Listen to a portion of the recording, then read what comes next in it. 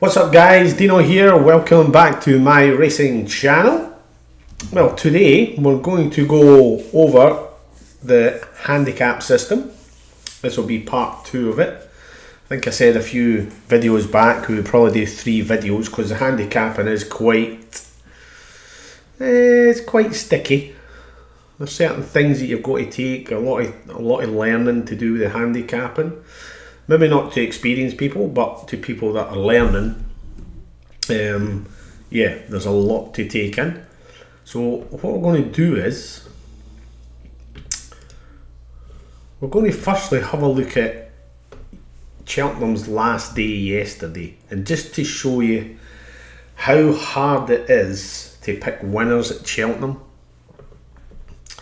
Pentland Hills 20-1, Chitabello 12-1,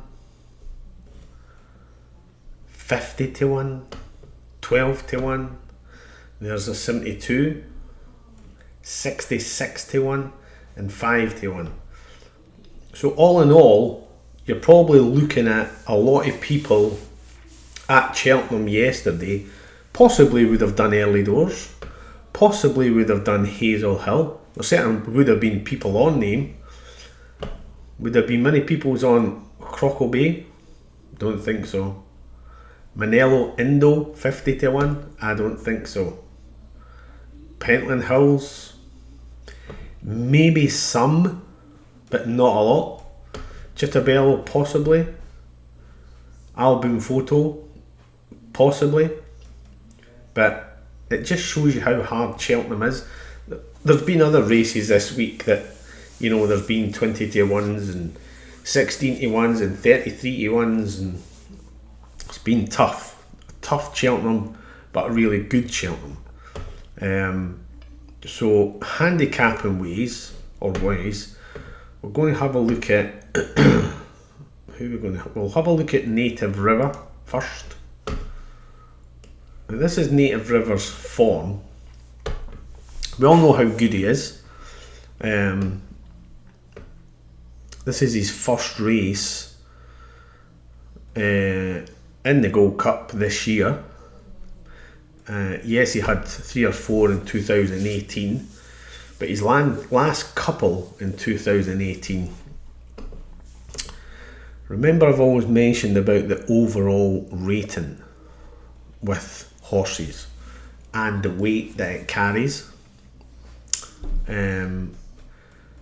So if you go back to November 2018, he was 176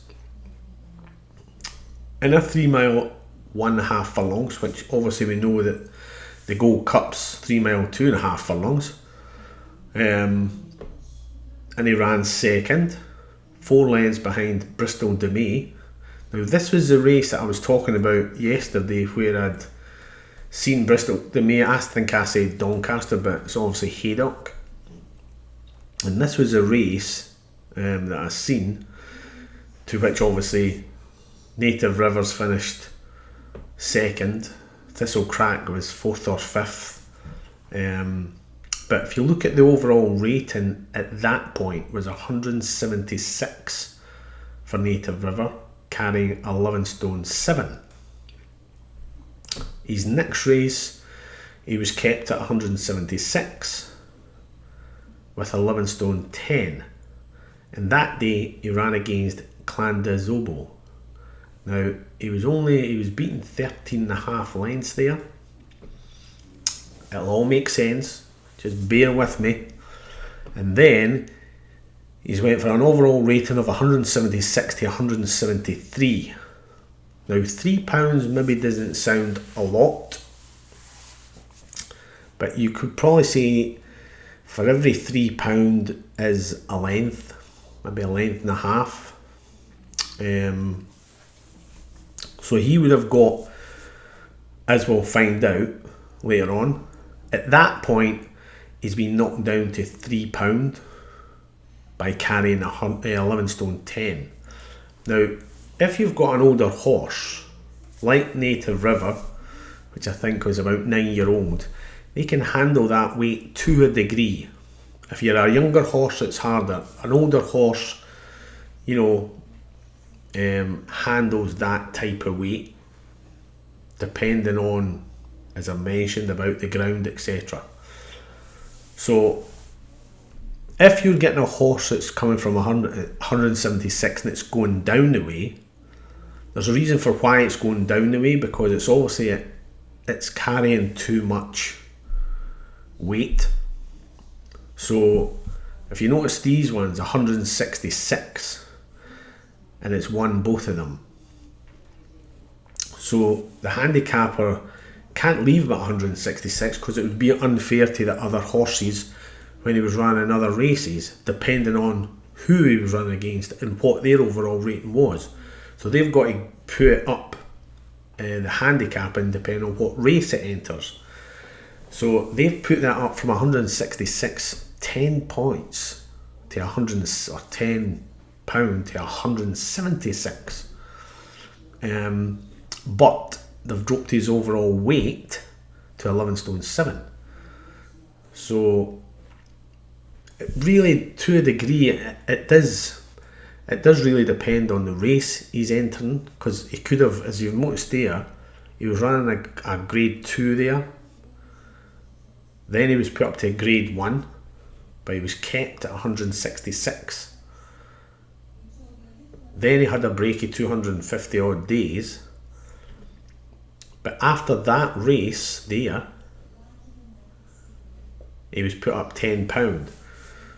So to then run this race at Haydock in November, he was on 176, 11 stone 7.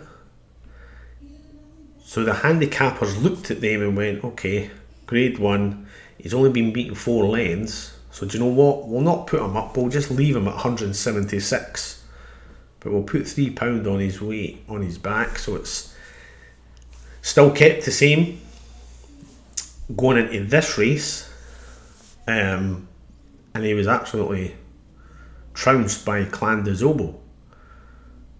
So then the handicappers thought, do you know what, we'll drop him down £3, it's a Gold Cup, that should be enough for him to improve.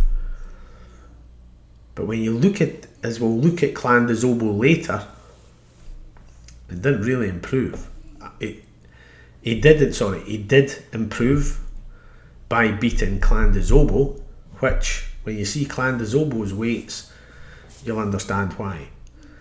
So overall rating is very important, but it's also very important that you take note of what races, whether it's on the flat or whether it's on the jumps.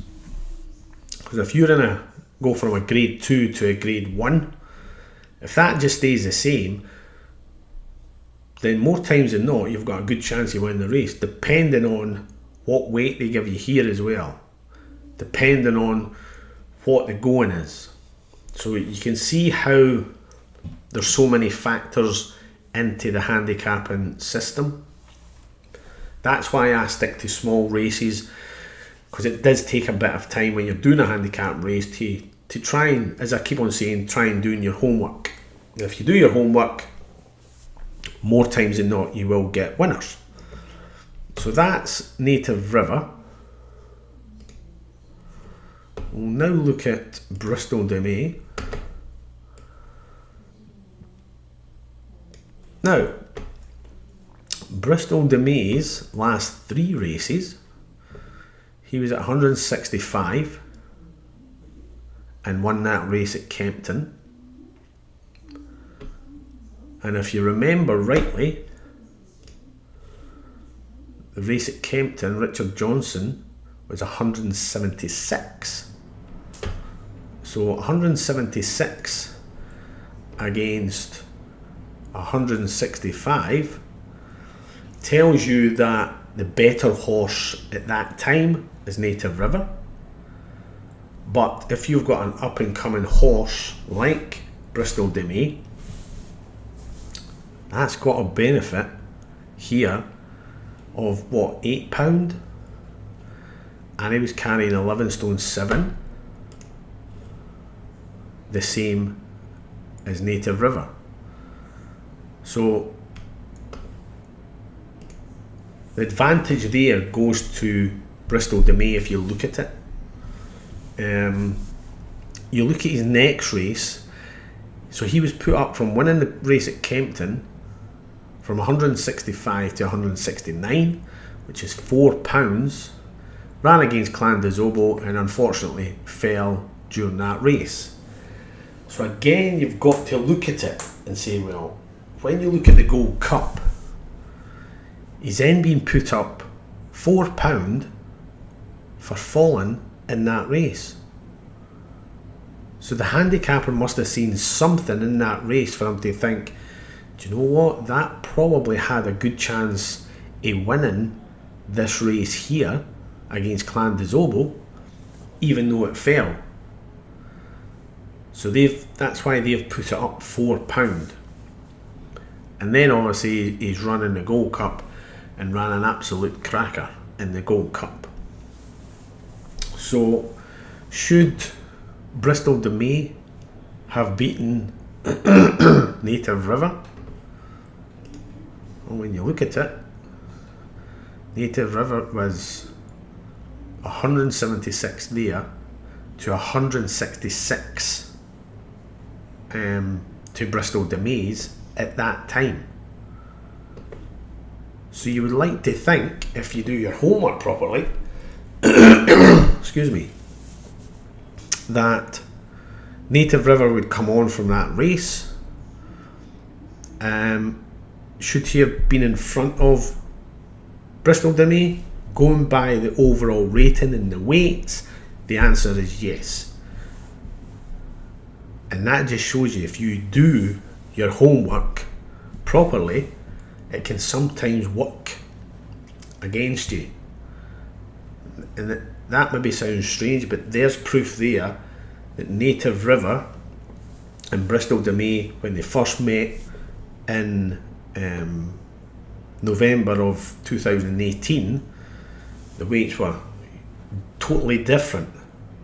Same carrying weight of 11.7, but your overall rating of 165 against 176 tells you a story that on that day Bristol De Mai's won. Bristol De Mai's then went up to near enough the same as Native River in the Gold Cup. Does it mean that probably that Bristol De Mai has finished in front of Native River because he's slightly younger? Because going by the weights, he shouldn't have. The overall rating, he shouldn't have. But he's obviously a progressing horse. Whereas Native River is a 9-year-old, he'll be 10-year-olds. So he's probably done all his good bits of racing when he was at 6, 5, 6, 7 and 8, if you understand that. So age has got to come into it, going's got to come into it, overall rating, weights, what kind of race. This is why it's better to try and break this down into 2 or 3 videos. So that was Bristol De Mai. We'll then look at this one, which is Annabelle Fly. Now if you look at Annabelle Fly, she had, looking at here, December again, in a grade 2, 167 with 11 stone 4, grade 2. You then look at the race in February of this year. She's bent down from 167 to 164, which is £3, to enter a grade 2, but it's over 2 mile 4 furlongs instead of 2.5 furlongs. And she's came in second. But now that she's been entered into the Gold Cup, which is a huge step up from 2 miles 4 to 3 miles 2.5, even though when you look at here, this was a Gold Cup last year, that she finished third, 8.5 lengths to Native River. at 59, sorry. So she's not really went up drastically in the weights. 159 to 167 is £8, which is, yeah, okay, that's okay. But then she's came down to 164. So if you take it all in, 159, she's ran a good race last year in the Gold Cup, finishing third at 159 against Native River that won it. This time in the Gold Cup, she was only put up, there was only £5 of a difference. So could she have been looked at? And it was over 3 miles too, so she has run the Gold Cup distance. She has run, if you look further down, 3 miles, half a furlong, and won in 2017. So again, she's only been from 159 when she ran the Gold Cup the last time to 164. There's only £5 of a difference there, and carrying the same weight. So could she have been overlooked slightly because it was an open Gold Cup? It wasn't as if you had someone that was outstanding, like a Cato Star or, you know, a Denman, that you really knew, do you know what, it's going to be hard to beat them. This was an open Gold Cup. So again, £5 of a difference from the last time. It's not very much. Not very much at all. So she was probably overlooked. And again, there's a lot of people maybe just look at the price and go, oh, 33 to 1 or 22 to 1. No chance. But it just shows you, if you do your homework, more times than not you'll get winners. But even still, if you do your homework and you think, do you know what, that's going to win, and it doesn't, that's just horse racing for you. Those days will come. And then we will look at the winner, Album Photo. And if you look at his form, now he had quite a few races. So if you look at, this was a race that they were all talking about.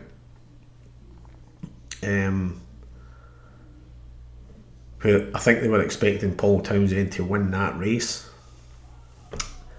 So that was Punchestown over a Group 1. But if you look further down, there's Cheltenham. And it ran against Presenting Percy and fell. And it was at 153. It then went next race 153 and won it. So they've put it up another £4 and it's fell. Then they put up another £2 and it's won it at 11 stone 12. Then it got entered into the Gold Cup where it was shown at 164 at 11 stone 10. So could that have been looked at? It's one with 159 and it's won by 6 lengths. It's also won, I know that's a different type of race altogether, certainly not a Gold Cup, but it's won here, a Grade 1, by a length on 153. So it's been put up from there to here by £11, still carrying 11 stone 10. And another factor here is Paul Townsend won the Gold Cup. He also won on it here. And that's another factor that people take into consideration, that if Paul Townsend or Ruby Walsh are on a horse and it wins, and then the next 2 outings or 3 outings it's another jockey, and then all of a sudden the 4th outing it's Ruby Walsh, they take that into consideration. It's just something else that you take into consideration along with everything else. So it just shows you how complicated the handicap system is to work out who's going to win the race. And if you've got a big field, unless you know and you're experienced, that you know for a fact, do you know what, there's only 6 horses that can win this, then you break it down out of the 6 horses. But if you're a new person learning, it's going to take time. It's going to take time.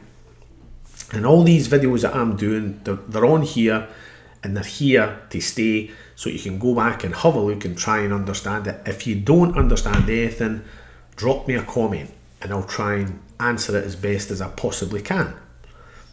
But this overall rating, and again, whether it's on the flat or whether it's over jumps, and the weight that it carries, and the going, and the miles that it travels, you've got to take it all into consideration. The jockey, how many days it was last run, what race it was running the last time, where it finished. So there's a lot to take in.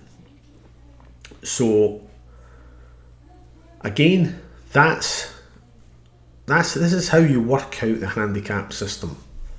Very complicated, but the more that you try and you look at it, even if you're not betting, that's why I'm trying to say to everyone, stick to smaller races, 6, 7s, 8s, 9s maximum.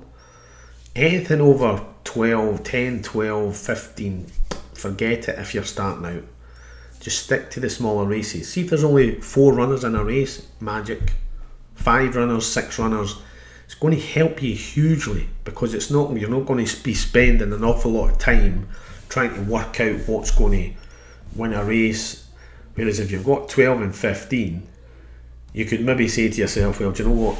They 3 at 200 to 1 ain't going to win.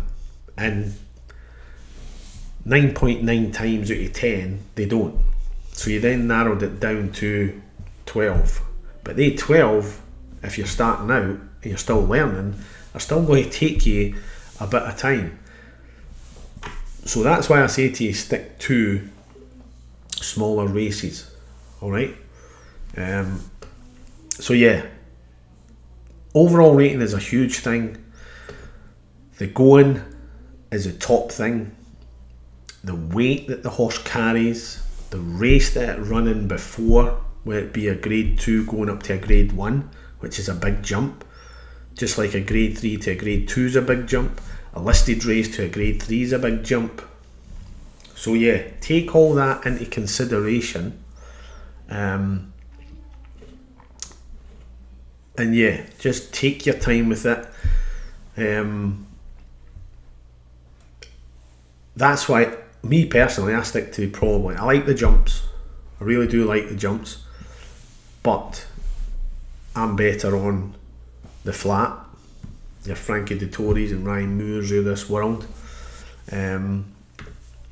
But yeah, just take your time in what you're doing and just note down things. I think I said in a video, or maybe 10 videos back, maybe 15 videos back, there's 8 things that you need to learn when you're trying to pick a winner or pick a horse that you think's going to win the race. And it's things like this: overall ratings, jockeys, the weight, what it's running over, the ground, the stalls. So there's loads of things to take in, and if you write them all down, and when you're looking at a race it's maybe only got 6 or 7 runners in it, put them in the order that I put them in the order on the video a few videos back, and just say, right, okay, what's the best, who's got the best stall? Or it's different with the jumps. Obviously they don't do the stalls, but if you're doing the flat racing, then just take it bit by bit. Take it nice and slow. It's going to take time, and that's why I'm here. Any questions, drop me a comment and I'll try and answer it as best as I possibly can. There will be another video which we will go over all of this again, overall ratings and weights, etc, etc. Alright. Any newcomers that have come to the channel, which I honestly wish you ladies and gents could see the viewings, because the viewings they're sky high, and if we were to get half of the people just to hit that subscribe button, the channel would just explode. Honestly, it would just go through the roof. Alright, so keep hitting the subscribe button, keep hitting that little bell, you'll get all my videos, and keep viewing, keep learning, keep coming on the channel. I'm enjoying it. I hope you ladies and gents are. Today I looked at the racing today, but it was pretty poor, so I just left it. Sunday's not much better, but I will be doing another video for Sunday because it's my birthday. Alright, so I hope you've enjoyed this one. I know it's a longer video, but that's because you're trying to work out the handicap system, and it does take time with that. Absolutely does take time. Alright, so I hope you've enjoyed it. As I say, hit the subscribe button, hit that little bell, you'll get all my videos from today, tomorrow, next week, next month, and keep viewing, and I hope you've enjoyed this video. Take care, and I'll see you all soon.